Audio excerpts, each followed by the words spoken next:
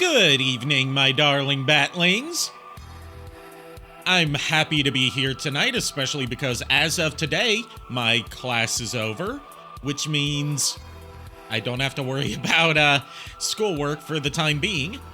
I'm joined tonight by JKR. Hello. JKR is only going to be on here for about an hour or so because he has stuff to do. Yeah, unfortunately, After which, I am still in class. Yeah, I was taking an 8-week course, which is why I'm done so quickly. Yep. Anywho's it. Tonight we're gonna be playing Ape Escape, but first, I got a little something to start us off. Since I haven't done a tarot reading in a while and I don't have the camera set up, I thought I'd do a different kind of fortune reading. I've got a couple of fortune cookies here. I've got one for me, and I've got one for JKR. I will be eating both cookies due to spatial differences. But Right. I'm going to be opening them. I'll do my fortune first, and then I'll do JKR's fortune. Okay, then. And I'll be eating them later, not on stream. This isn't an ASMR stream. You're not getting mouth sounds like that. Ooh, excuse me. So for my fortune, it says, show your true face to the people who really matter. Which I already do, so... The only people that get to see my true face on the regular are the people who are closest to me, both physically and, friendship-wise. Mm-hmm. I am one of the select Physically few meaning that in actually terms speak. of location, not like fuck buddies. Yes. Yeah, yes. Get that idea out of your heads. And for JKR's fortune,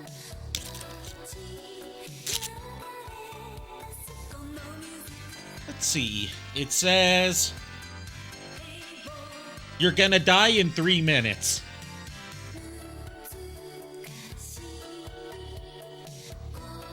Shit.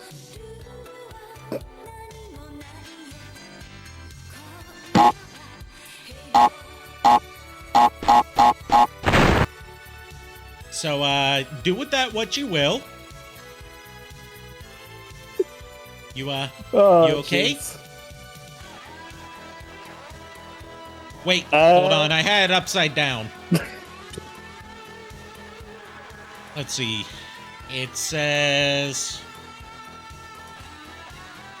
your future is a testament to your resilience. Aww.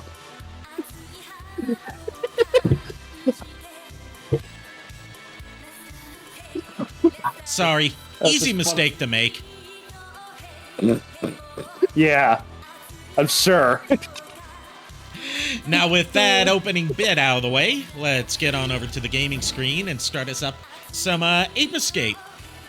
This time on actual hardware, and I played back to where we were. I don't know if I caught the same monkeys that we did last time, but I tried to match it up as much as I could from memory.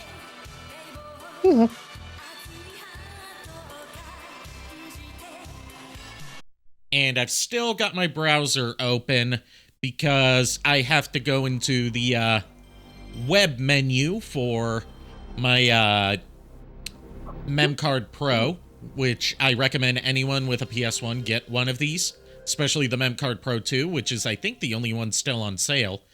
They're constantly updating it with new features. You can get them on Stone Age Gamer through my affiliate link. They're on back order right now, but, pre-order one and you get it as soon as it comes out. And now I just need to mount my virtual memory card. There we go. Basically what this does is it lets you use SD cards to save your games and create like virtual memory cards you can swap between using a web client. So you can basically have infinite save slots. Nice. And you can even have like virtual memory cards dedicated to specific games, so you don't have to worry about your virtual memory cards filling up and losing track of what's on what. This came with my PlayStation bundle that I ordered from Stone Age Gamer back in the day, and I've kept it around. Nice. The version I have is no longer supported, but I'm looking at getting the Memcard Pro 2 sometime, because it also works on PS2.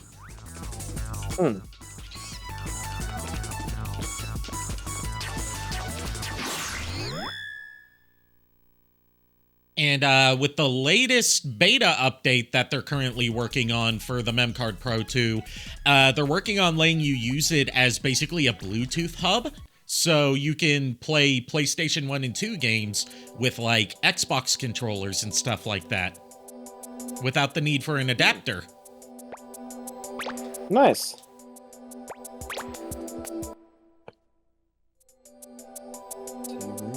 Also, sorry if my voice sounds a little off tonight. I was singing some, like, intense metal on the way home today. And also practicing some voices for maybe something I want to work on. Not sure. Anyway, when we left off, we were at the last level of Medieval Mayhem, Crumbling Castle. We had cleared Sushi Temple and Wabi Sabi Wall. So we got this left in this time period. Oh, and instead of catching monkeys, we gotta go catch Spectre. Do you think we're gonna catch him in this stage, or do you think this is a fake out? Do you think this is a ruse? It's gotta be a ruse. I've also got the European version of Ape Escape on here, if I ever decide I want to play that, because it's got a completely different dub and translation.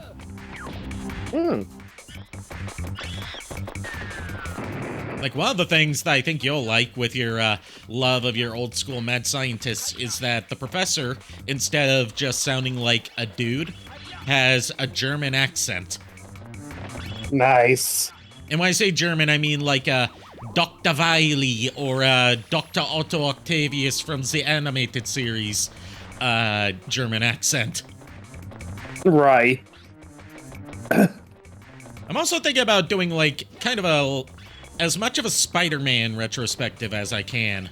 Not just, you know, the PS4 and PS5 Spider-Man games, but also, like, the PS1 Spider-Man games, the PS2 ones, the handful that came out for PS3 and 360. I would start with the PS1 game, because that's where I feel like Spider-Man games really got to be Spider-Man games, as opposed to just 2D platformers or beat-em-ups. Oh, yeah. Also, my strategy for Crumbling Castle is, since you can catch every monkey in here except for one of them on your first run-through, I always try to catch all of them except for the one you can't get, then go after Spectre. So when I have to revisit this for 100% completion, I only have to go to the one. And also because this stage has a huge amount of monkeys in it, there's 24 of them. Damn monkeys. Where are you going, full Frieza there? No. Right, you're not genderly ambiguous enough to be a member of Frieza's race. Yeah, no, nah. Just give it time. Spending time around me, I'll mutate you like that. I would certainly hope not. I think I'm quite fine with my gender identity. Thank you very much. Yes, you're comfortably straight. Yes. As Team 4-Star puts it. Like, they say that Lonnie is comfortably straight. Another one of them, I can't remember which one, is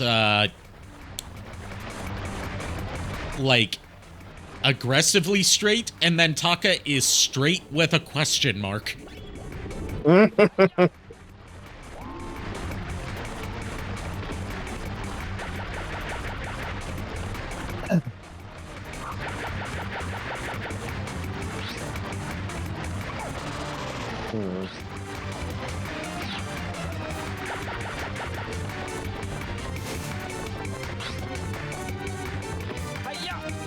I also try to pick up as many Spectre coins as I can, even though they don't count to 100% completion, but, you know, mini games. I only have one left to show off after we showed how bad I am at Ski Kids Racing and Spectre Boxing. It's not my fault, it's the controls being not suited for boxing. Also, I never claimed to be good at boxing. I'm better at unboxing than I am at boxing.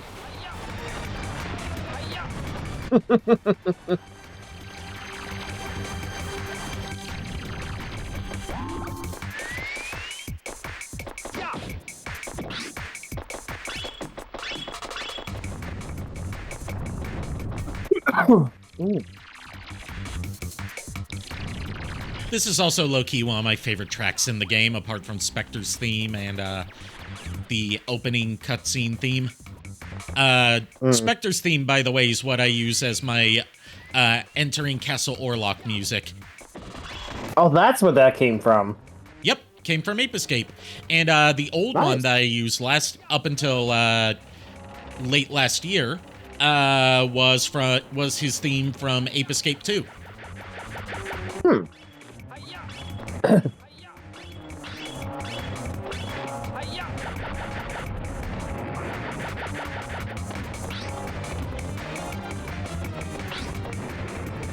Like, seriously, the whole Ape Escape series has some fantastic music.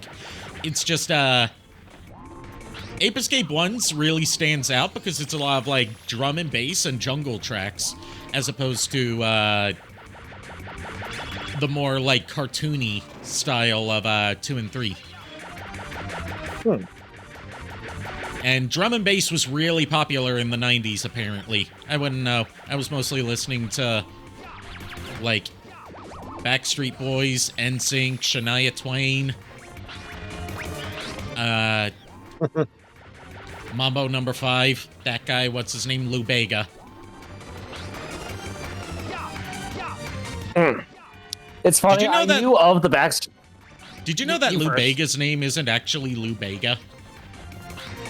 It's not? I've never even heard of this dude. You've never heard of Mambo No. 5? I've heard the song, I just didn't know that's... Lou Bega's the name of the guy who sang Mambo No. 5. But his actual name is David Lou Bega.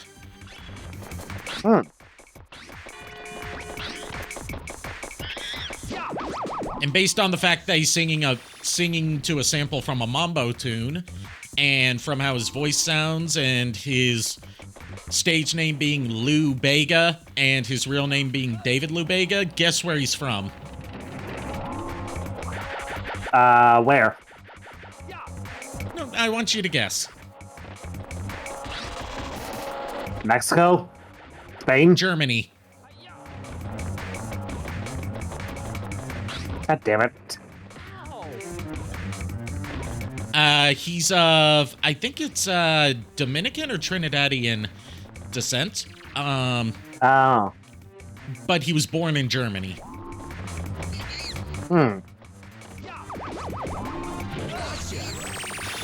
And if you look at any interviews with him, 9 times out of 10, he's just speaking German. Because that's his first language. Yeah, that makes sense. This is the one monkey we can't get on our first go-through. Because we get a gadget post-game that lets us break those boxes, as well as a few spots that we've seen in earlier stages that glow. It's a recurring, like, post-game gadget, and by recurring, I mean it shows up in Ape Escape 2 and then never again, called the Magic Punch, which basically serves as a more powerful, longer-reaching replacement for the Stun Club.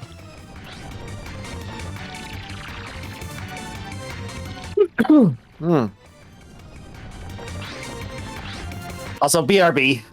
Okay.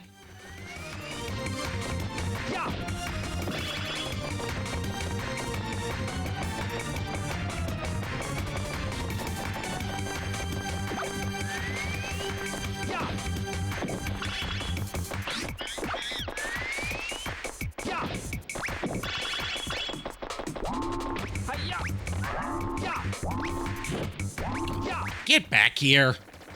And don't you dare shoot me.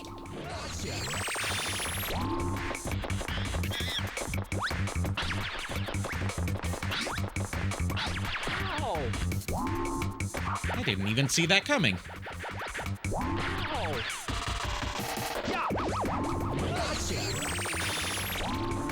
Alright, doing good so far. There's a lot of areas in the castle to explore.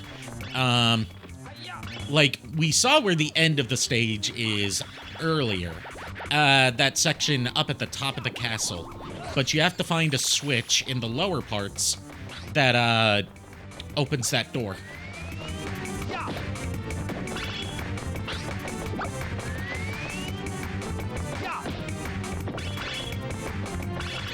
Alright, before we ride on that platform, let's go back this way.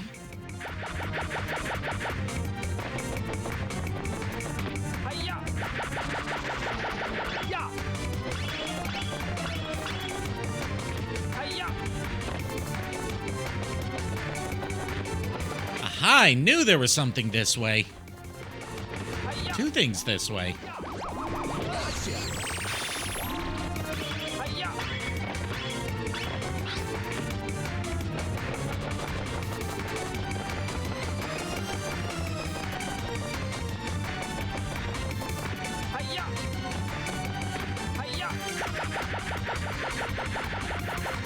Now, welcome back.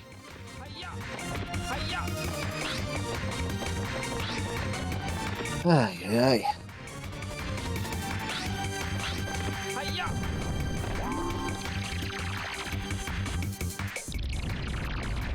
So I saw a really nice piece of art on Blue Sky. So I asked the artist, is it possible to purchase a copy? Because I would love to support them if that, Ooh, if I could get it? a copy of that. It's a really nice art piece of. It's an old one from like a few months back, but it's still really nice. It is of G1 Megatron versus Makuta Pterodax from Bionicle. Oh, yeah, I know you would definitely want that. Yeah, of course, because it's like, being the Transformers fan and the also OG Bionicle fan.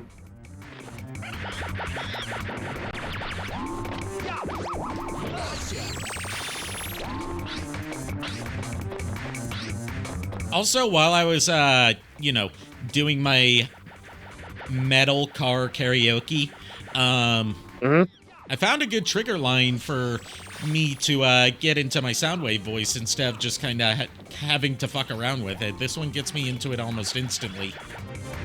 Oh? And it's not a Soundwave line at all. It's a line from a Judas Priest song. Nice. It's from the song Halls of Valhalla.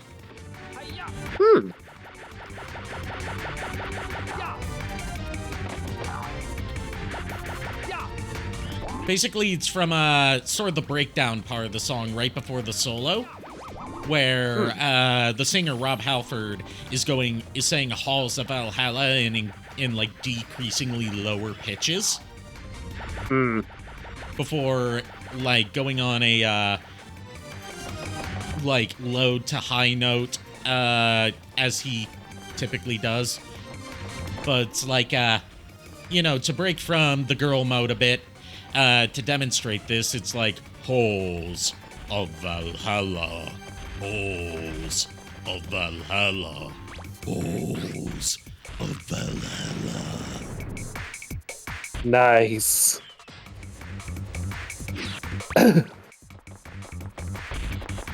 Also, speaking of voice work, just so I can actually hear your thoughts on the updated disclaimer I sent in. I gave you the thumbs up because it's all good. I just wanted to make sure. You're speaking coherently. You rewrote it to be, a bit to have a bit more legal standing. And Yeah. You fixed the scripting issue that I had earlier. Yeah, it's all good. Yep. I would like Excellent. you to write that down if we are, like, if you guys... Yap Alonso, hello! Thank you for the raid! We're just celebrating the fact that I'm done with class for the semester by playing some Ape Escape. How was your stream?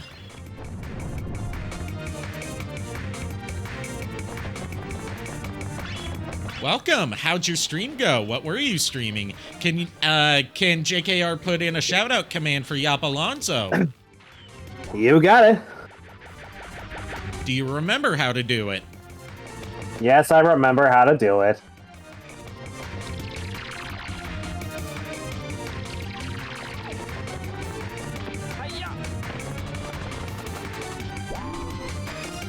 You can beat Super Mario 64 and collect all 120 stars?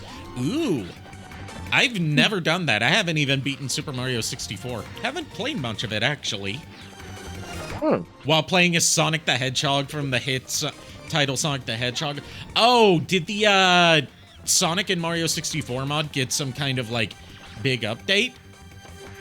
Because I've seen a lot of people have been playing that lately. It used to be like a, is it the same as that mod that, like, tries to, recreate some levels from Sonic Adventure in Mario 64? Or is it, like, a separate mod that also has Sonic in it? I don't know. I don't really follow Mario 64 modding very much. I don't follow Mario 64 very much. I'm not much of a Mario person in general. I didn't grow up playing Mario, so... Same here. I played more Sonic growing up than I did Mario. I was a PlayStation kid, and even by the time I got my second console, which was a GameCube, I was more interested in Sonic than Mario. Yeah. Not to say that Mario's bad or anything, just I don't have that nostalgic attachment to it. Apart from Super Mario Sunshine, that was the one Mario game I played because I actually owned it. And I mean, I can't be too hard on Mario. I mean, I'm best friends with the dude. Also, speaking of Mario, as a little Valentine's gift, my mom went to the thrift store, as she is wont to do, and picked up a DVD of a collection of episodes from the Super Mario Bros. Super Show. Oh, nice. She had no idea what it was, but I assured her she got something good. Nice. But yes, what was it you were saying before Yap Alonso raided? Fuck Something about a disclaimer? Oh yeah, the disclaimer. If the plan is to have different people say the disclaimer each episode, then I'd like you to write down what you said in there so we can have it as a script to hand out to people. Yeah, I did actually write it out in Google Docs just to ensure that I knew what I was saying, because it was like I was trying to go originally. I was going off the cuff, and I realized that was my mistake. So I needed to script it and actually read, like do a couple of readings real quick before I actually, recorded, and then I recorded a live take. So basically, what you're saying is prior to, getting that take right and realizing that you work better when it's written down, you realize that oopsie whoopsie ooh woo, you made a whittle fucko fucky wucky ooh woo, a whittle fucko boingo. Yes, I am going to torment you with that. Decepticons, rise up!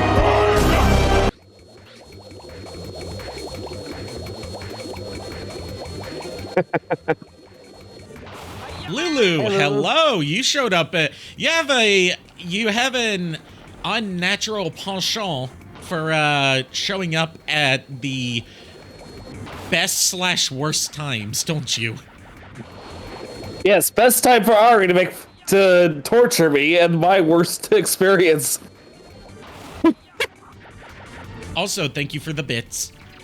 How are you doing? I'm done with class for the semester. So it's a good thing that you decide to call off, call our roleplay short a bit last night, other than, you being sleepy, because today was my final exam and I didn't know that. Oops. I had lost track of what week we were on. Yeah, I've done that too with my class. I think I'm on like the 5th week? 5th or 6th now. But I lost track because I got sick that one week. It's okay, Lulu. I'm pretty sure I did well on the final exam because it was mostly, it wasn't like, answering questions about like, recalling information from previous lessons or from the textbook. It was more so like analyzing music. She would play pieces of music for us and we'd have to answer a set number of questions about each piece.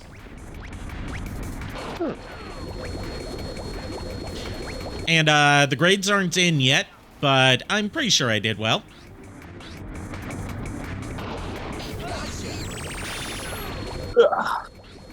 Plus, I managed to get out early, which meant that I got to go over to my mom's to pick up my new dose of medicine. Not new dose as in, like, new dose, more new batch of medicine that's on the same dose before you get worried.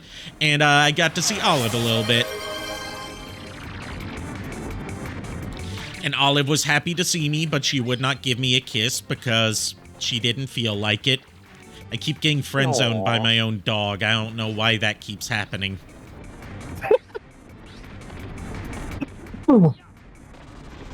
Thankfully, I have not had to deal with that yet, because the second I come down, whenever I come down, Widget just goes absolutely crazy for me. Just comes straight up wanting hugs and kisses. She knows it's her way of getting spoiled.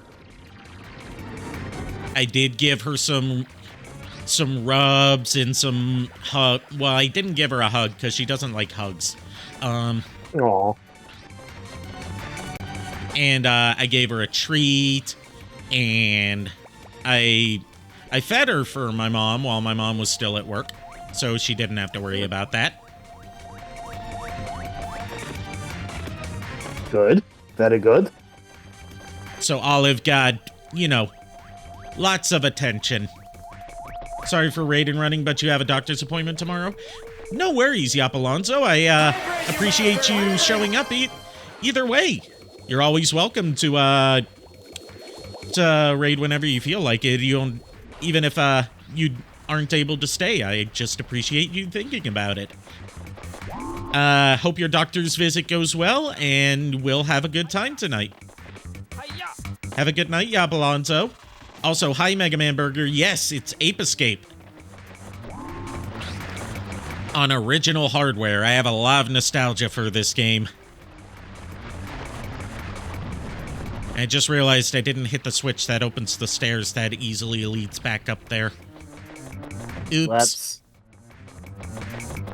At least I've got this that can lead back up there pretty easily.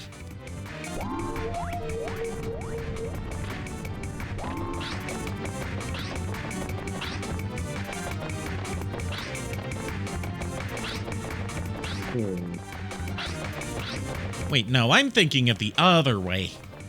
You go this way. How was your day, Mega Man Burger? Also, I'm glad to see that Nade and Dove both liked the little thing. Seemed to get a kick out of the thing that I posted about, like, the comment I saw that made me have a realization about the new Devil May Cry anime using Limp Bizkit as its theme song. For the record, for those that aren't in that server, which is everyone except for Mega Man Burger, the new Devil May Cry Netflix anime uses Rollin' by Limp Bizkit as its theme song.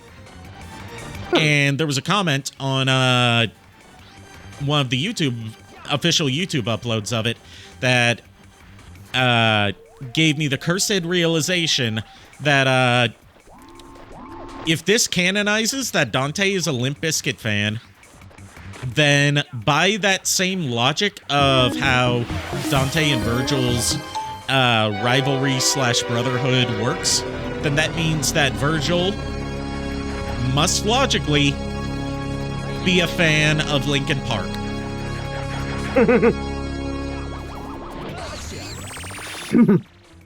Good. 2 of my recent artworks on Twitter blew up recently. Ooh, I would love to see them. I didn't know you did art. I've known you all this time. I never knew you did art.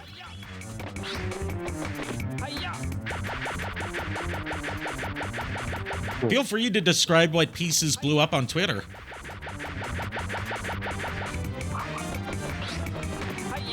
Also, you should totally leave Twitter and join Blue Sky. Mm-hmm. And as I've said before, I'm not gonna stop calling it Twitter. If Elon Musk is going to dead name his child, then I'm going to dead name his website. Mm-hmm. Maybe you should share on my server? Yes, you absolutely should. It would go in the general art channel.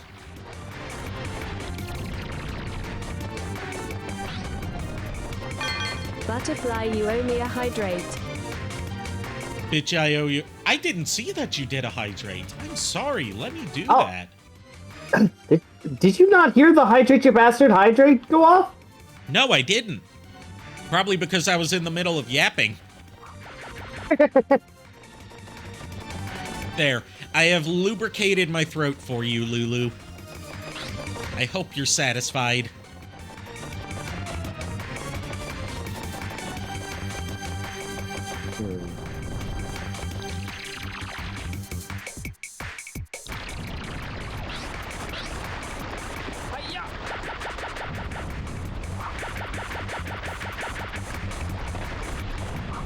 Also, I've got some fresh coffee here with me, for once. With some Irish cream creamer, because that's become my new addiction. That stuff is good. I was addicted to that shit while I was there. Oh, yeah. Also, look at Spectre's battleship. I want that.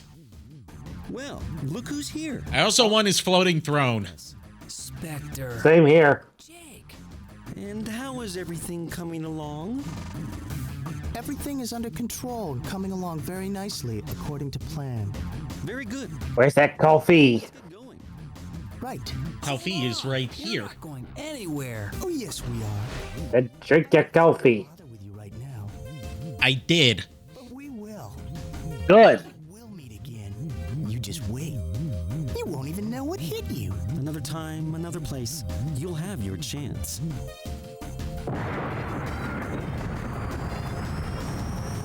Anyways, you remember the Black Knight from Monty Python and the Holy Grail? Of course. Because we're about to fight a Black Knight that's completely unrelated.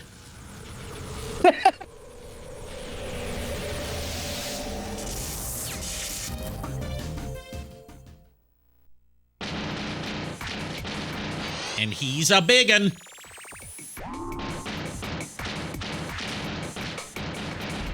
And just like the Black Knight from Monty Python and the Holy Grail, he's very easy to defeat.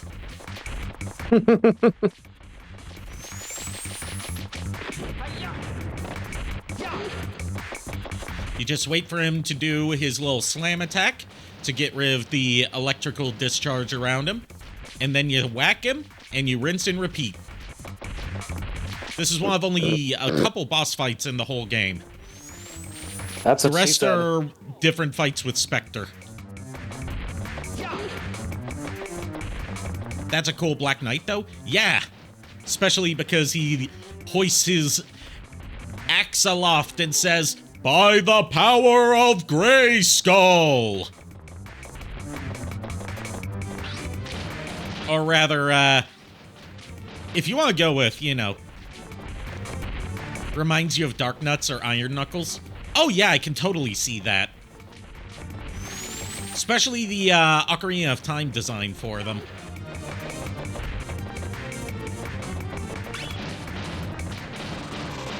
Yeah, it was Iron Knuckles in, I think it was Iron Knuckles in Ocarina of Time. And then Dark Nuts, didn't make their proper 3D debut until, Wind Waker, I think. I don't know, I haven't played Wind Waker, I haven't played much of, Ocarina. Well, I've played part of Wind Waker, I never got far in it, because I never owned it. Yes! Anyway, that's the Black Knight defeated. And as they say, it's just a scratch. It's merely a flesh wound.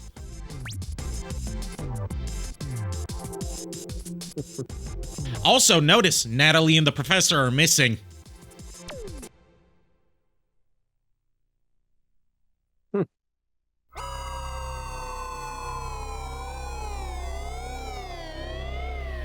That's not a glitch, that's a hint at what's to come.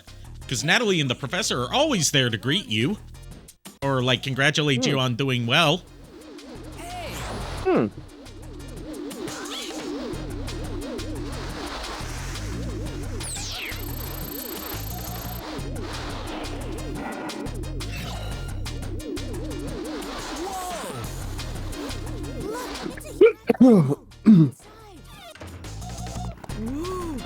Please help me! Always love it when in games something is going wrong. Yeah, I love that too. Especially when it's like, it's out of nowhere. Spike, listen, I have a message from the professor. Let's hear it. Understood. Spike, I'm sure you've seen the strange things going on outside. While you were gone, Spectre and his gang of apes swept in and have taken over the town. The entire town is running scared. Everything's been turned upside down. It's a mess and we need your help. Here, take a look. Spectre's built his base right in the middle of town. The apes are everywhere. His army is getting stronger and more dangerous. You're the only one who can save us. The only example I can think of is X4, where either Double or Iris is gone when you come back. Yeah, I love that detail. Hold on. So yeah, they got captured by the monkeys. Damn dirty apes. Secure the blast doors. The blast doors won't hold, Captain. I don't know Star Trek. Where are the droidicas? Droidicas are, they're in a galaxy far, far away. Where are those droidicas? See, I know what you're referencing, Mega Man Burger. Anyway, we're in the present day, which is called Futurama by complete coincidence, because this came out a couple months before the popular animated series. They are still coming true. This is impossible. I've just What's wrong with your face? and we've sent it over to you. You'll find it in the training room. As the Is she a computer program or like a? Yes, she's a computer Android? program called Cassie. to the next area. Good luck. Yes, I mean, she is kind of cute, but She again, gets it's, cuter once she gets a graphical upgrade in the PS2 generation. You know, for a low poly PS1 model, she is pretty cute. I agree. That's what I'm saying. It's like, she's kind of cute for a PS1 model. And by complete coincidence, when the next time we see her in Ape Escape Pumped and Primed, she happens to look a lot like Hatsune Miku, years before Hatsune Miku would debut. So what you're saying is Hatsune Miku stole this design. I'm not saying that. Typical. I'm just heavily implying it. Typical AI. And yes. Not gonna lie, she is cute for a low poly model. See, I knew I had some cultured folks in here. Eh? It's like how people found PS1 Lara Croft sexy for a low poly model. Yeah. Although in I that think it's case, because it was of- purely because of her gigantic cone boobs. Not cone, Yeah, pyramid. right. Pyramid, because they are Yes, one. pyramid. They are a uniboob that is one pyramidal shape. The ape apes were Mm-hmm. believe they've taken the professor and Natalie away with them. You're now being transported to Spectre's. Oh, you think? His exact location is unknown. Also, as for future Sega Genesis / Sega CD streams, I'm waiting for a couple days when I get my next payment, and then I'm doing a trade-in of my current flash cart for Sega Genesis and CD to Stone Age for store credit, so combined I can get one that's actually good and is still being updated. Please hurry. Excellent. Professor and Natalie may be in great danger. One that's not from Terra Onion, because as I've said, do not buy Terra Onion products. They've given me nothing but headaches. By the power shutdown. Right. So be careful. Let's see. Out of curiosity, Ari, have you managed to go through the entire pack of Pokemon cards on your own time, or? No, because Lulu wants me to do that when she's present. I see. That makes sense. I was just curious because I couldn't remember what the story was on that. Yeah, it was Lulu and Nico bought those for me on the condition that I open them on stream. Okay. Because I know, like, you were to open. At first, it was open them until you pull an Umbreon, which I did a lot quicker than they expected. Yeah. And a lot quicker than I expected. This is a pack where there's not anything particularly valuable in it. And also, the pack has, like, guaranteed pulls in it instead of anything random. Yeah. Because it's a themed Halloween pack. Understandable. I'm curious to see, like, I can't, because I don't remember. You're curious to see if you can get any of the Pokemon that you're missing from your Kanto decks. Yeah, mainly because I'm like, I can't remember if I saw any Generation 1 Pokemon in I would be the polls. surprised if there weren't any in there. I'll check for you out the ones I've already pulled. And then we can compare to what you're missing. Sure. Damn bees. Sorry, I said that wrong. Think of the Pesky bees! Bees. My God.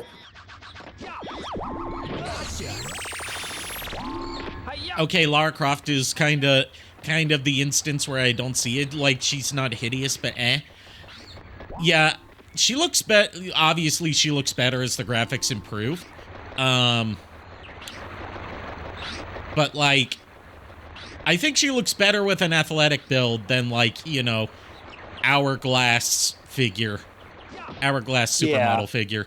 She looks better in, like, the new Netflix series from last year is, I think, the best Lara Croft design we've had. Because it balances, like, that like, low-key sexy look that Lara's kind of known for, with the kind of build that she should have for someone who does all those gymnastics and tomb raiding. Right. So I recall, Furret was a little irritated with the. A lot of people were irritated with that series, but that was more due to the writing. Ah, okay. Also, when is Furret not irritated with something? That is fair. Like, he messaged me today saying how, like, right after I said I'm still waiting for something for Shark Robot to be delivered, his response to that was, I'm so bad they haven't, made any more, like, made one of those transformation posters for Emberlyn. And I'm thinking, like, okay. Like, dude, be happy with what you got. You got a lot of Emberlyn shit now. Be happy with that. Be happy that your favorite character in your series that you're a big fan of actually gets merch. I'm a Murasaki fan from Senran Kagura, and Murasaki gets jack shit except for the occasional, like, she got a figure last year, which I think is her first one. Even though she's been around for like a decade.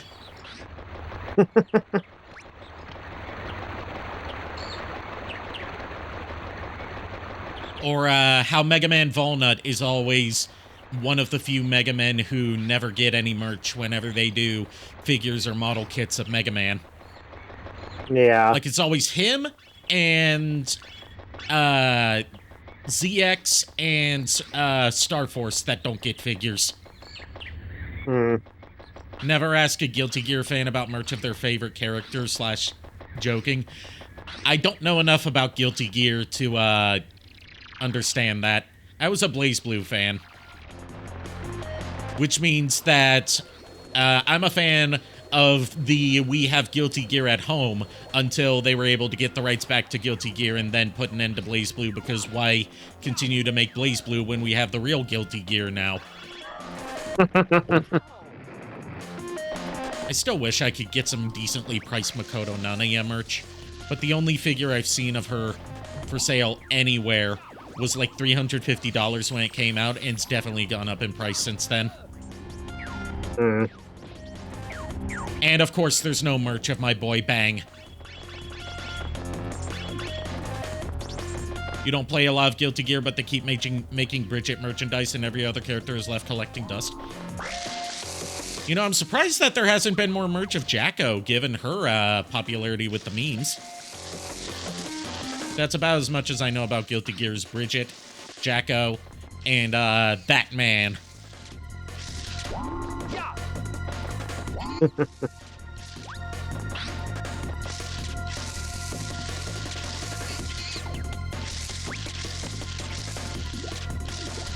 Oh, and that the main character is Freddie Mercury. Those are the things I know about it. And yes, I have watched the lecture that PCP University gave on Guilty Gear lore. I just didn't retain any of it.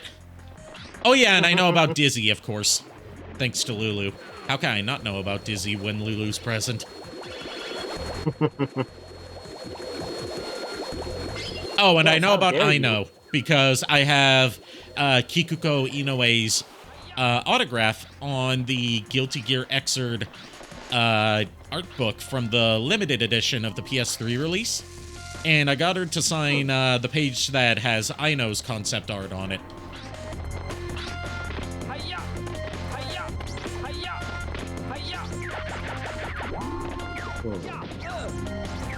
Man, I'd love to see some ZX merchandise someday. I don't mind the recent selection of X characters, though. My problem with a lot of the recent merch, like, every now and then we get something awesome. Like, we finally got the Axel model kit, which Axel is someone that always gets left out of, like, merch selections. So it's good to see some decent quality Axel merch.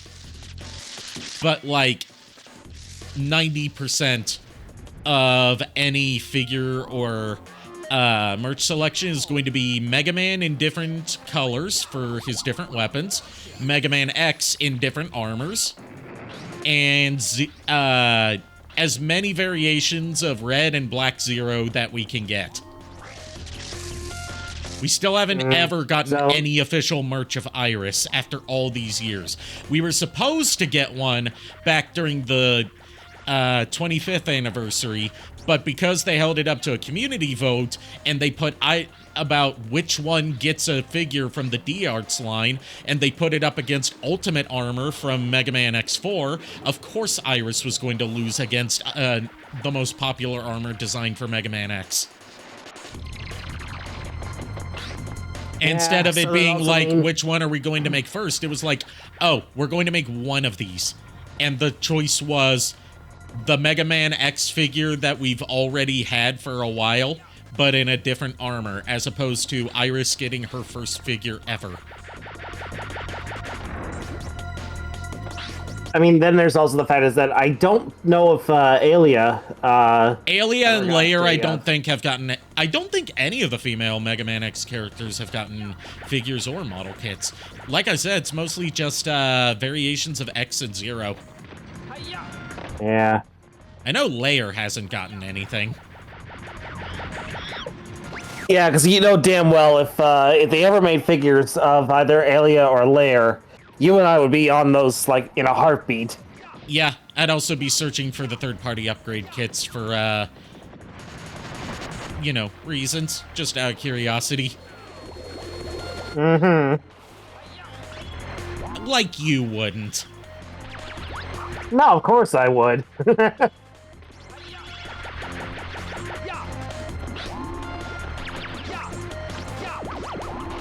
absolutely would.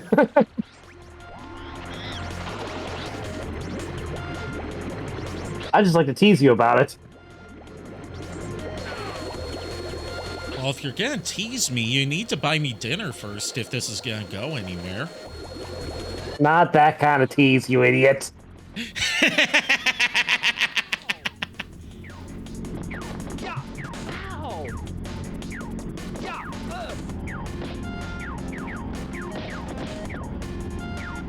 To be fair, model kits are from Kotobukiya, not the arts. Yeah, I know the model kits are from Kotobukiya. I'm just talking, like, merch when it applies to the X series in general.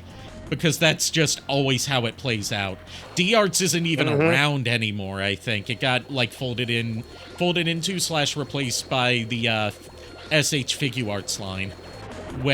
And then, like, Capcom just stopped licensing that out to Bandai for figures in general. Instead just went all in on the model kits. Except for that Jada Toys figure line that's currently going on for classic Mega Man, but that's going into the problem of 90% of that line is just different colored versions of Mega Man.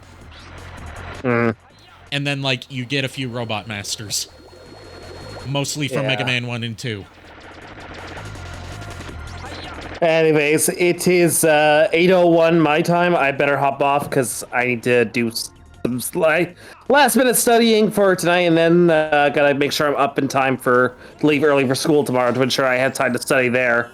Yes, please do that. Do all of that. All right.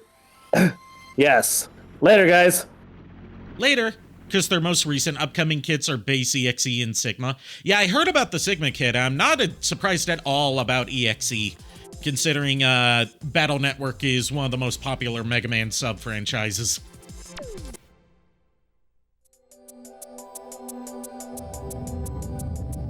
It's like when Sentinel came out with the 4-inch figures of Mega Man Volnut, of course I had to swoop in on that because Volnut never gets anything. He doesn't even get his games re-released. He doesn't even get a Legacy collection.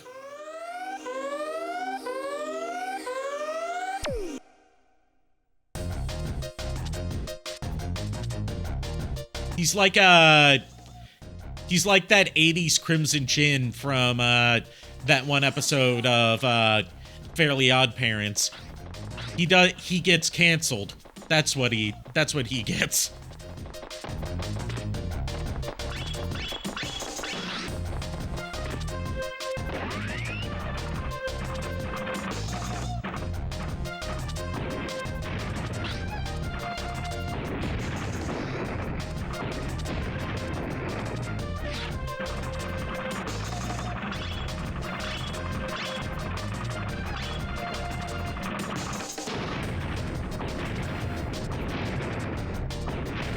Anywho's it, we got a tank now, which, not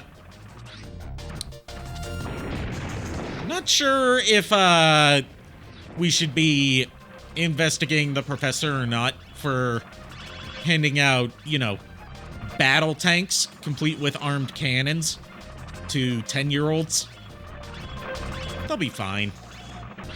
It's like just think of it like a Power Wheels toy. You know, those, rideable, like, battery-powered cars that little kids can get.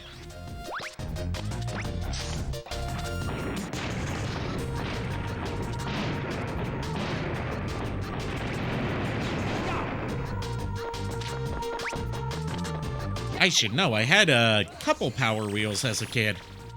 Professor was behind the war 10 years ago. Ah, yes, the war.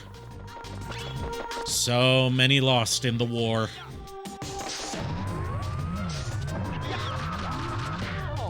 Now you may ask which war. The answer is yes.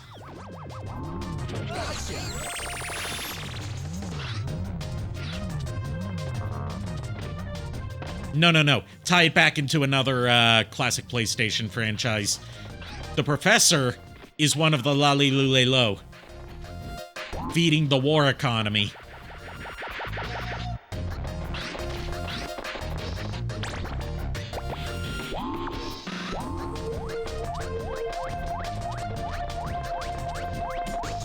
I need to get back to my Metal Gear retrospective sometime. I keep wanting to slot in some Peace Walkers so we can, you know, finally make some progress on that after being off of it for months. But then I'm like, am I gonna feel up to it then? And do I really feel like hooking up the Xbox for that? And the answer is usually no.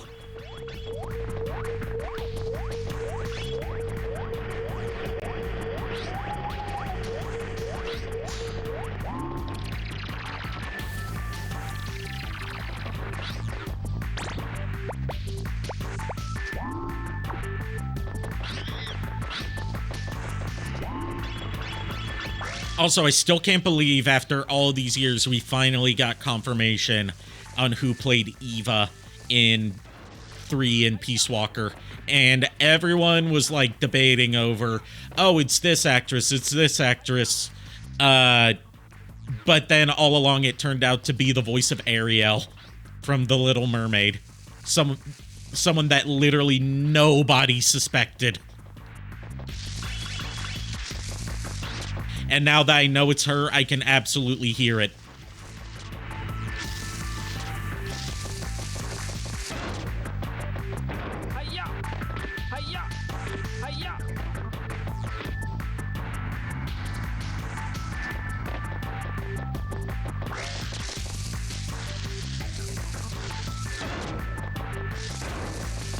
You know, part of me hopes that, the community, with this blurred knowledge that they now have about the identity of Eva's voice actress, makes me want them to do one of two things. First one is to do an animation of Eva singing Part of Your World. And the other one is for a different community to do animations of Ariel saying some of Eva's lines.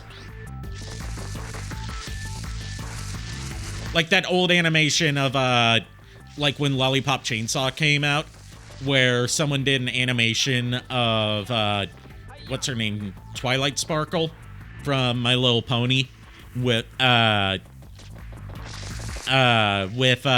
Juliet's opening narration / monologue from Lollipop Chainsaw. And it was absolutely cursed. I want someone to do that, but for Metal Gear and Little Mermaid.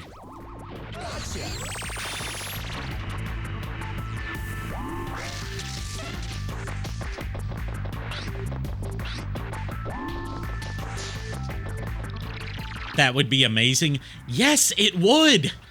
I'm disappointed that no one's done it yet. I'd do it myself, but I don't know the first thing about animating.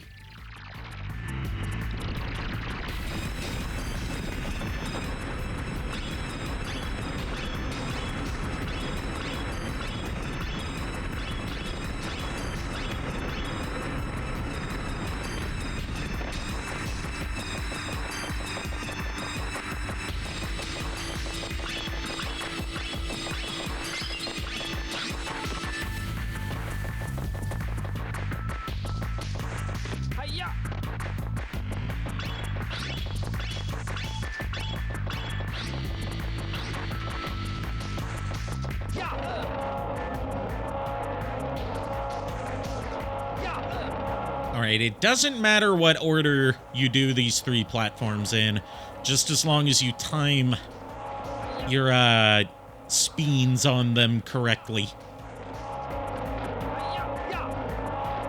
And there we go, got first try. It usually takes me a couple to get that. I'm doing better than usual tonight.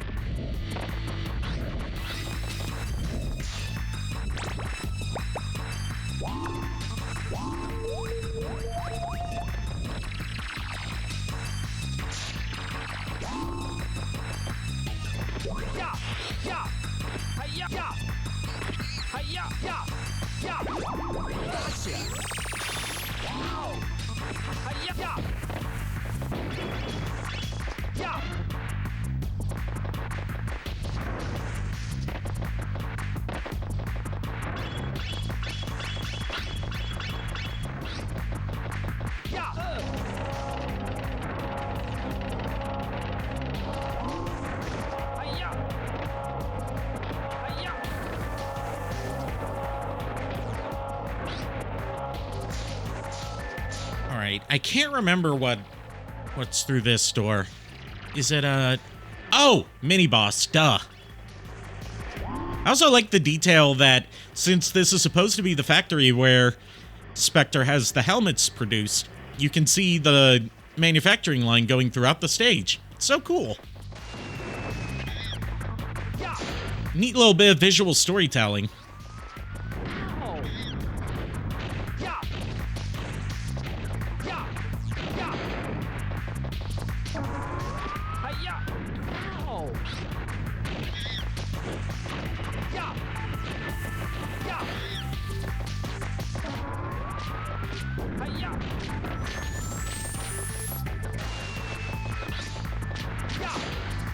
And okay, one more hit should do it.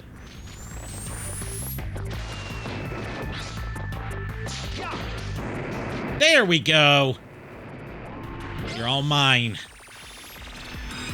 Reminded me about Mega Man Legends getting into the Little Tall Bronx series in one of its games. Tail Concerto is probably the closest we'll get to Mega Man Legends 3. Oh yeah, Tail Concerto. That's by CyberConnect 2, right? Or am I thinking of something else?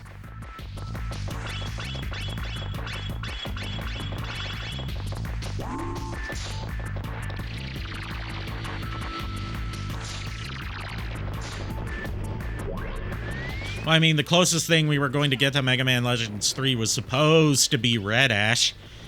But, as we all know, that never happened. It's technically not canceled, it's just we never heard a peep about it after the Kickstarter failed, and Inafune assured us that he didn't need the Kickstarter for it to get made, so why the fuck make a Kickstarter in the first place? Other than to con people out of money. Yes, I'm still salty about Mighty Number 9 because I spent money on that, and I wish I hadn't. The only thing that came out of that, other than good jokes that I'm able to make as a backer of Mighty Number 9 and someone who stuck by it through all the controversies, is you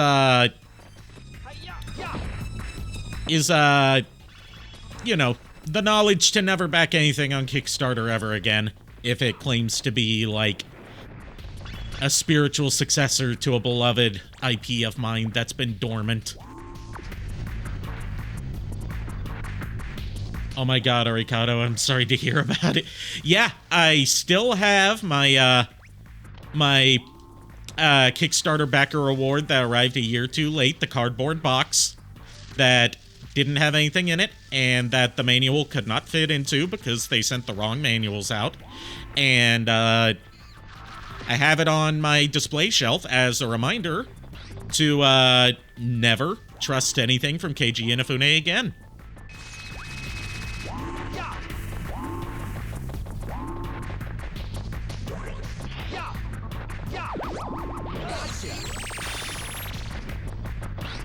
Like, for those of you that weren't there for, like, the backer part of Mighty Number 9, one of the most popular backer rewards that most people chose the reward tier for was to get a replica game box that you could choose between a Famicom-styled one or an NES-styled one.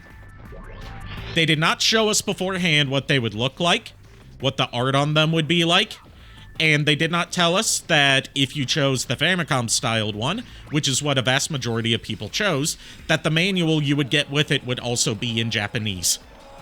They arrived a year late because after Mighty Number 9 came out and they were supposed to deliver the backer awards through Fangamer, Keiji Inafune went radio silent and did not send the materials needed to Fangamer for them to actually produce the backer awards until a year after the game came out. And when they finally sent them out, the boxes had manuals that came with them that were too big to fit inside them, and then they had to send out replacement manuals for those. Also, they promised that the manuals would be full color. They were monochrome.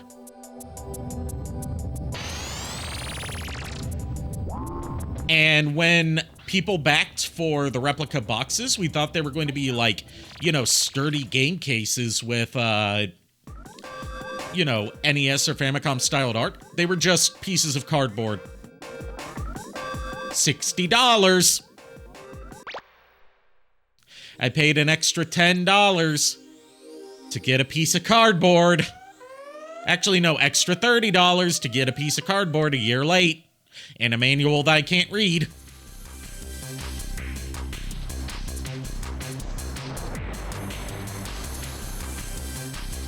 Let's go!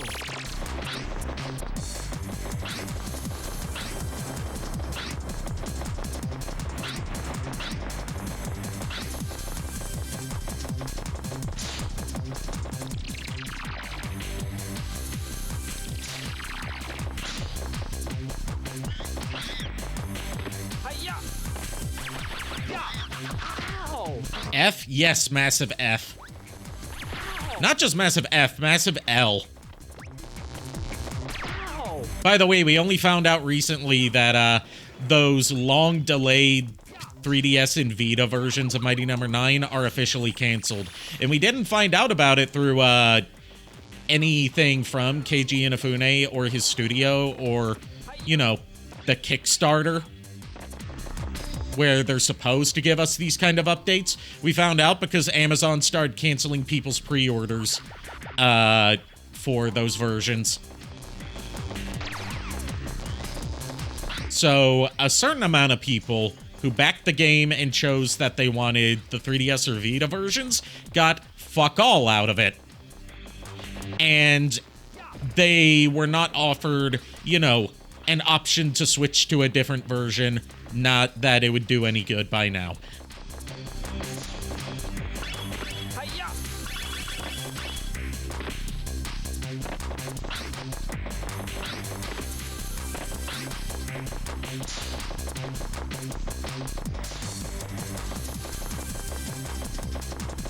I don't know why, but I am dropping frames like crazy. Holy shit.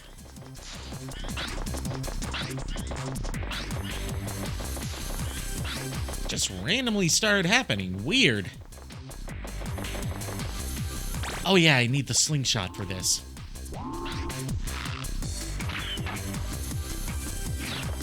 Trying to remember where the thing I have to shoot is. This is another level where I try to get everything except for the one monkey that you can't get on your first run through. Because it's such a big and winding level that's kind of a pain to re-explore.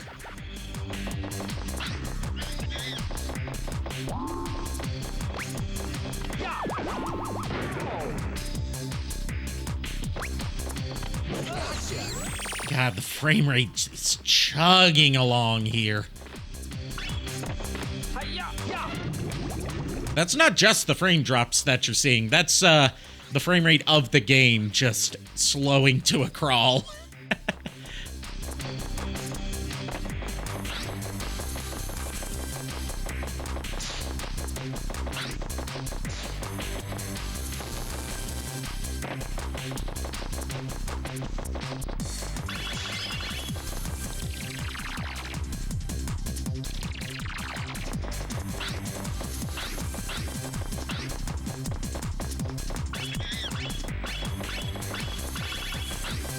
This stage has also probably got my least favorite music out of the Ape Escape 1 soundtrack, because it's just a very short loop that's not very interesting. Crumbling Castle, still peak.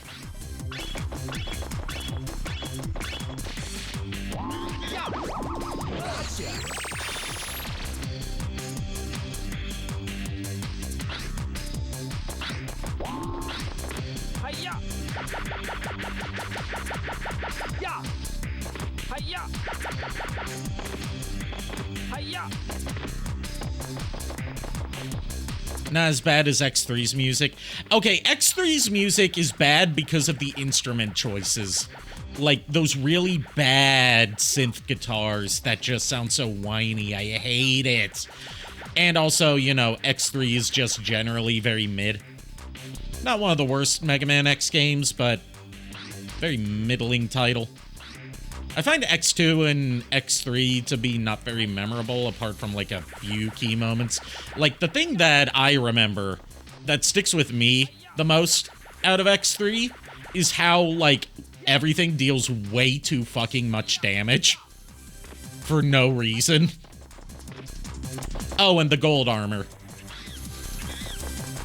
Which, the gold armor is the only upgrade you know, aside from the armor pieces, that you objectively should get. There's literally no reason to get the upgrade chips when the gold armor is right there and very easy to get.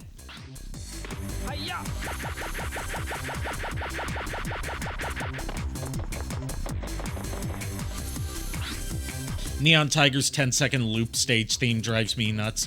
Oh fuck, I forgot about. That's the one that goes like dun dun dun dun dun dun dun dun dun dun dun dun dun dun dun. It's just that on loop.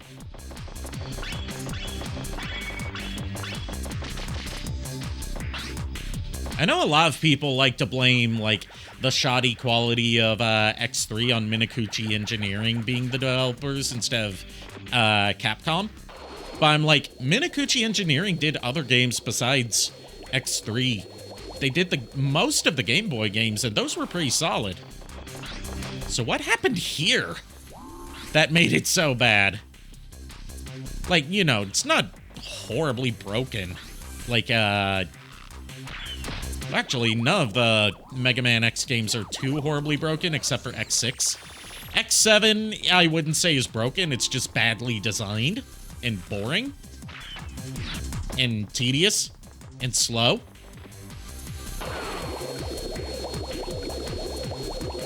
I don't know.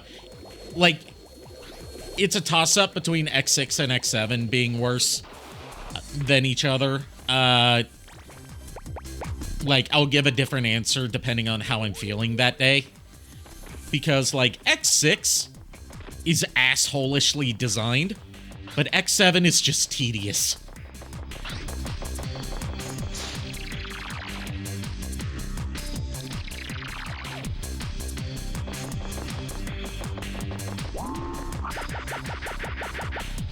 Yeah, I've seen someone prefer X3 over X2, which is an opinion I find absurd.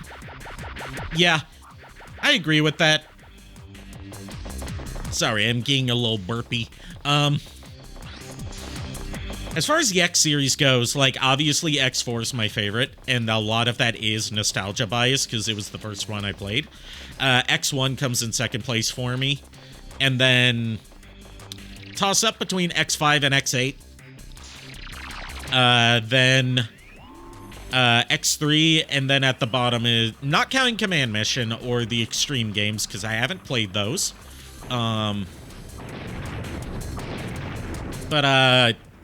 Yeah, toss up at the bottom between X7 and X6. Although I will say X6 has the best soundtrack of the PS1 games. And Nightmare Zero is such a raw design that never gets used again.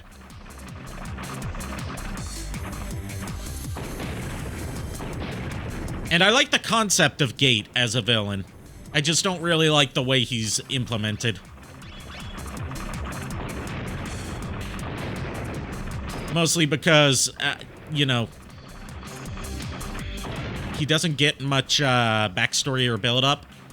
And even though he is 100% the villain of the game, because it's an X game and you can't have an X game without at least one fight with Sigma, Sigma just hijacks the final boss fight, even though he has not been a part of the story up until then. Hey, thank you for following, Felly.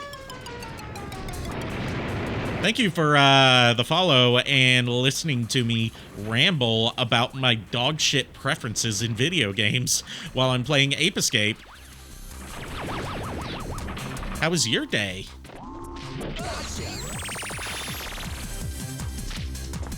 This is just a hello, fellow Eldenwood member. Oh, so you're from Eldenwood. That explains it. Hello, how are you doing? I see you follow Aki also.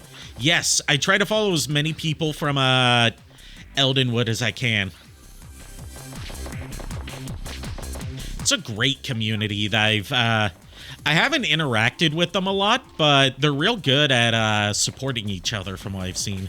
I haven't interacted much with like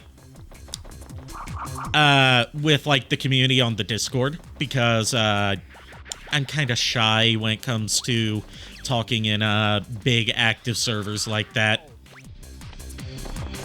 Made me surprised that I got accepted as a stream team member, but you know, happy all the same. You just beat this game like a week ago. Ooh, what'd you think of it? Was it your first time playing? Because this is a game that I have a lot of nostalgia for. I was a PS1 kid, so like for me, a lot of my games that I'm nostalgic for are like the Spyro games, the Crash games, Legend of Dragoon, Brave Fencer Musashi. It's tough. Yeah, a lot of its toughness comes from like it being a little bit archaic in some of its design, and also just the inherently weird controls due to it being the only title on the PS1 that requires the DualShock controller.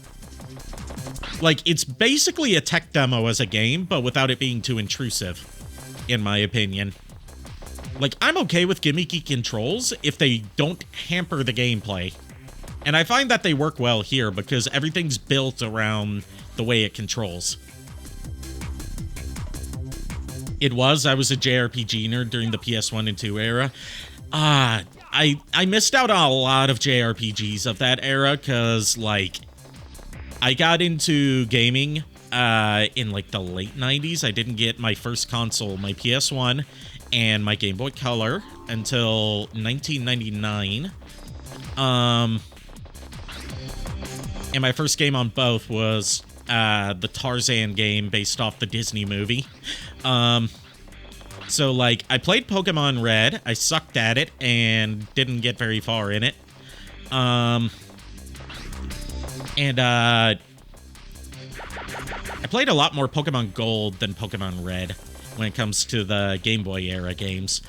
Like, I didn't play many JRPGs as a kid. Legend of Dragoon was really the only one that I played a lot of. And even then, I didn't get very far in it because I didn't understand the concept of, like, how the combo system works. Like, if you haven't played Legend of Dragoon, its combos basically work the same as in Paper Mario, where it's all based on, like, timing your button presses to the animations. So, like, I kept getting my ass kicked in it, and I didn't know why. And it was because I wasn't doing combos, so I was kind of doing a self-imposed challenge on accident.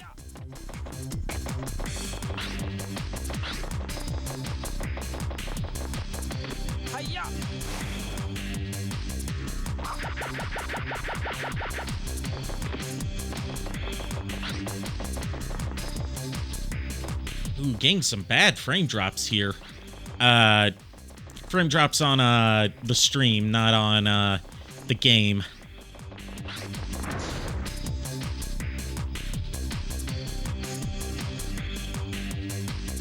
Oh, that wasn't me? Yeah, it was, I've got Spectrum as my internet provider, which means it's a complete coin flip as to whether I'm going to get tons of frame drops or whether everything's going to be smooth. Gotta love how, when you live in parts of the South like me, your choice is Spectrum or no internet. Same here. Oh my god, someone can relate. Someone can finally relate. Because, my friends that usually co-commentate with me, a lot of them are, like, up in the north. But I live in an area with a lot of competition. Lucky. You have no idea how lucky you are. Like, the area that I live in, we were supposed to get like a big expansion of Google Fiber, but Spectrum and AT&T like fought tooth and nail to curtail that as much as possible.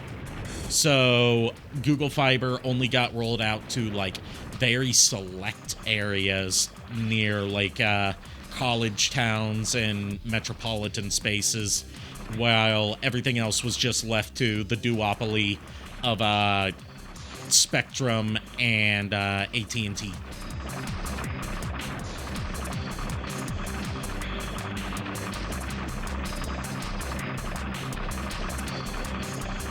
Also, I've got a gigabit package, but the area that I live in doesn't offer fiber optic, so I'm not getting the best of those speeds because there's just not the infrastructure for it.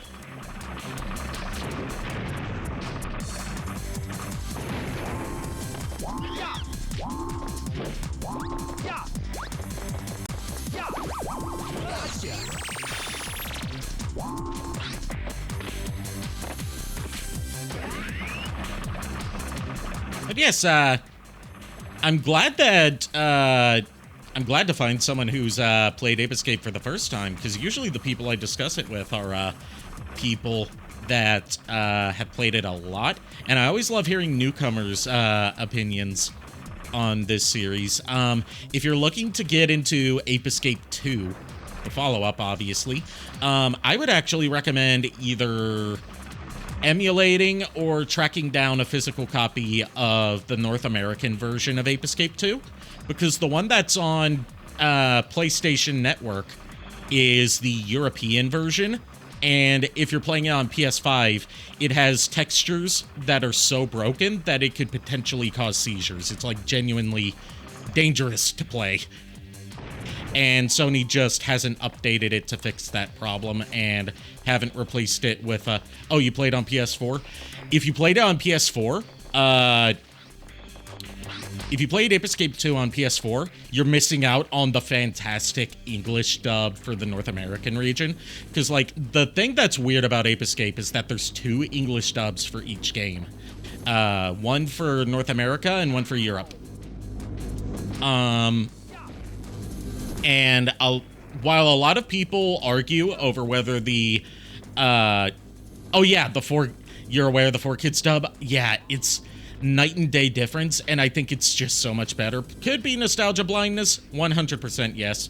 But also, you know, I feel like Veronica Taylor using her Ash voice for Jimmy works better than the voice that he gets in the European dub. And also, the late Rachel Lillis, may she rest in peace, just using her Misty voice for Natalie, who happens to look a lot like Misty, is perfect casting.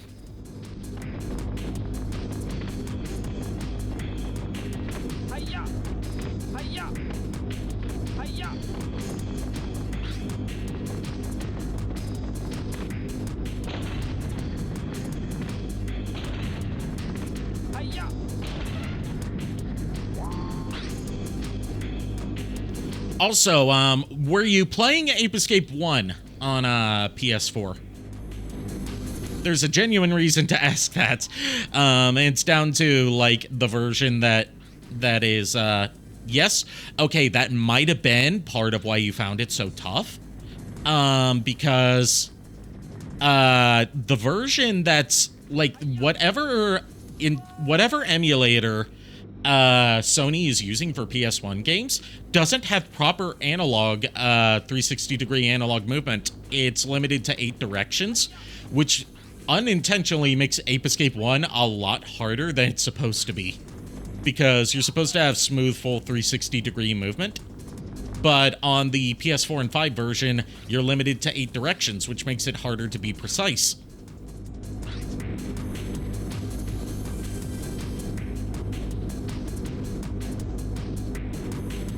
Then again, I'm very susceptible to noticing these kind of things. It's why, like, I just can't play Sonic Adventure DX versus the original Dreamcast version, because DX also has that, like, 8-degree movement. 8 degrees of movement instead of 360 degrees, and it's like, it feels wrong. I don't like it. It makes the game feel worse. And the fact that that's the version that is the most readily accessible to a lot of people that haven't played the original and better version is like, you're not helping people think that this is aged like better or worse. Like, you're making them think it aged worse than it actually did, because the version that you're selling doesn't control right.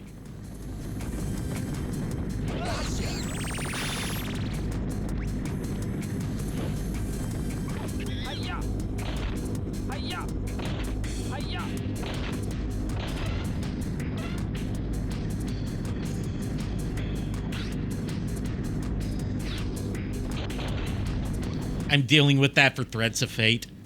I'm not familiar with Threads of Fate, but for some reason it sounds familiar to me. I might have heard that name somewhere at the very least. Or, you know, I might have just seen it while browsing the classic section of the PlayStation Store. But yeah, it's wild that the PlayStation 1 emulator can't do 360-degree movement, considering that it should be really simple, because every PS1 emulator out there that's before or since, even like the one that was on the PS3, can do it just fine. Like, what the hell? I don't get it.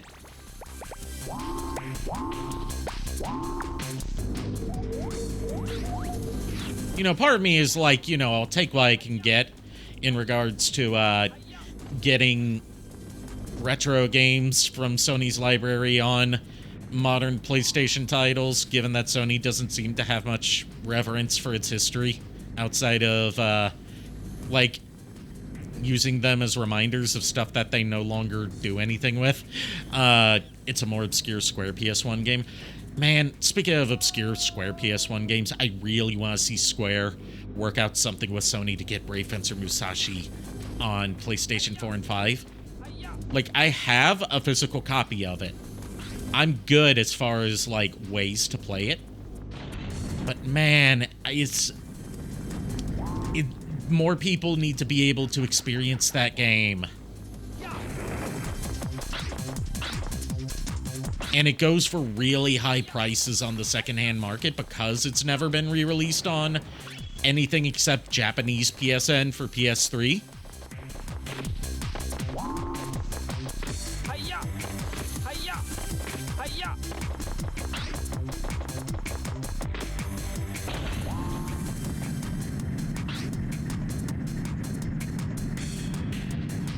Like, Square's real bad about, their old library, too. It's not just a Sony problem. Like, I don't know if you've heard of the, YouTuber TJ Omega. He mostly does Transformers stuff, but, he covers, like, a lot of stuff mainly from Hasbro as well.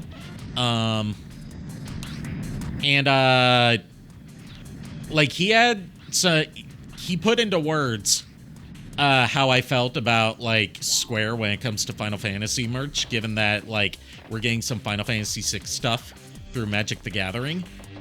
I say this as someone that's not that big a fan of Final Fantasy, because I just don't have much experience with it.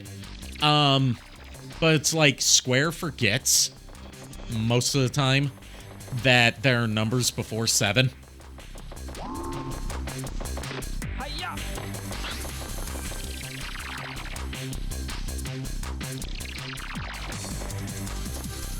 I think that's every monkey except for the one that we can't get on this run. So then we'll be able to fight the battleship. And then I'll save Specterland for its own, for the next time I stream this. Man, I like Astrobot, but the cameos of IPs like Parappa just makes me feel sad. We will probably never get a new Parappa thing again. Yeah, I've seen a lot of people be like, oh, there's so many cool cameos in Astrobot. It's Sony showing some love for their IPs. I'm like, yeah, but how many of those IPs have been utilized in anything worthwhile in the past decade or so?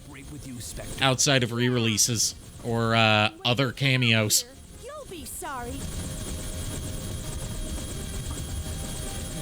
take them away. Yes. I don't know. I get the intent behind it, but the way it comes off is like, look at all these IPs we own that we don't do anything with. Isn't that cool? Now you really made me mad. It's time to get rid of you once and for all.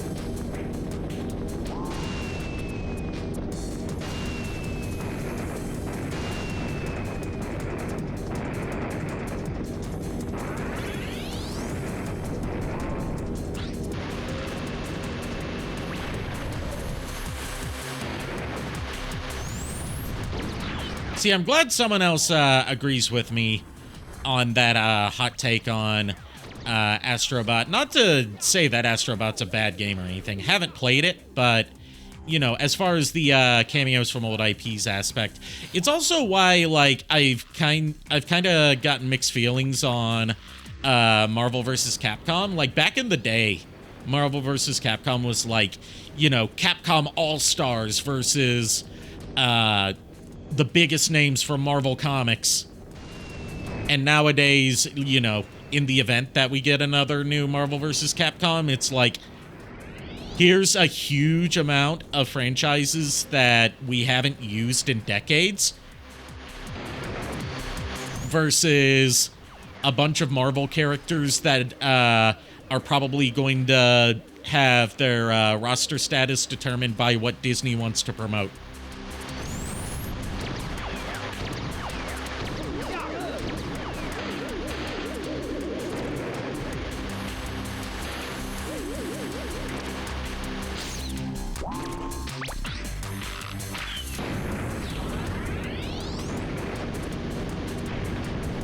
I don't know. It's why I see a lot of people say that, like, for IP ownership, there's sort of like a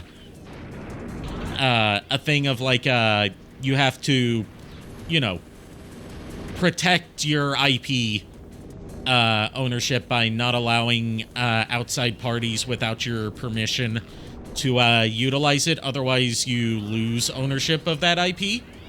But, you know, that's very clearly not the case most of the time, and I wish it was more of like a, if you don't utilize the IP within a reasonable amount of time, you lose ownership of that IP, because otherwise you're just squatting on something that you're not doing anything with.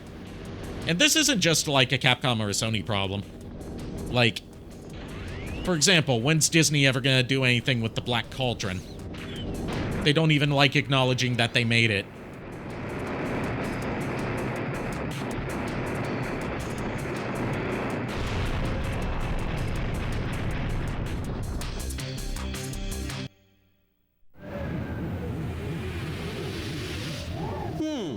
Well done. I am impressed. I can't believe you made it this far.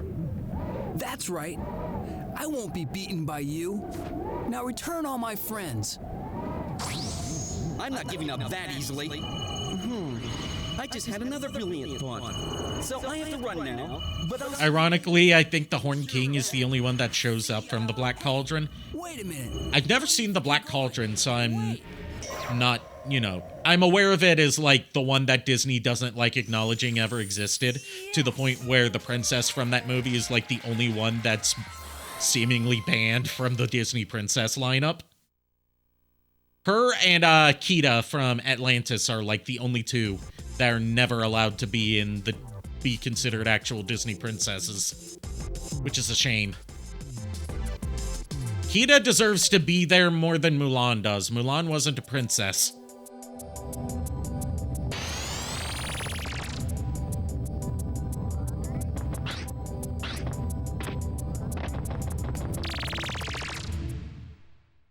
Sorry, I mean him appearing in other stuff besides the movie. Oh, okay.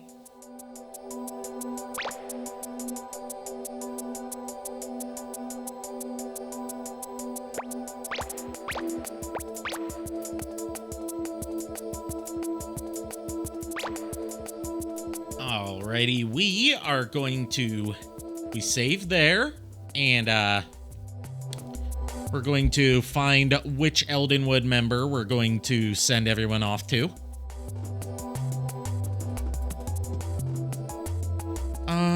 Let's see. Let's see who's still alive, first of all.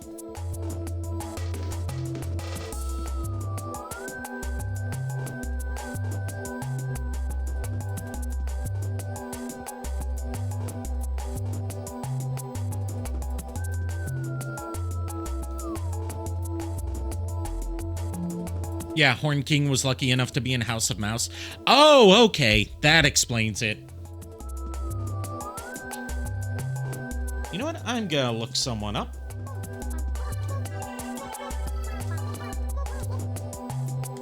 Okay, we're going to raid Synth Samurai, who is someone that's been supporting me on Blue Sky for a while. And, who has, you know, said that he wishes for me to raid him sometime.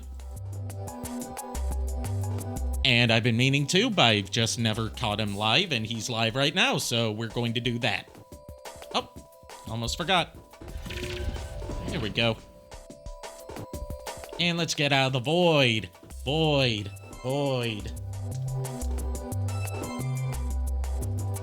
Since Samurai is playing Marvel Rivals...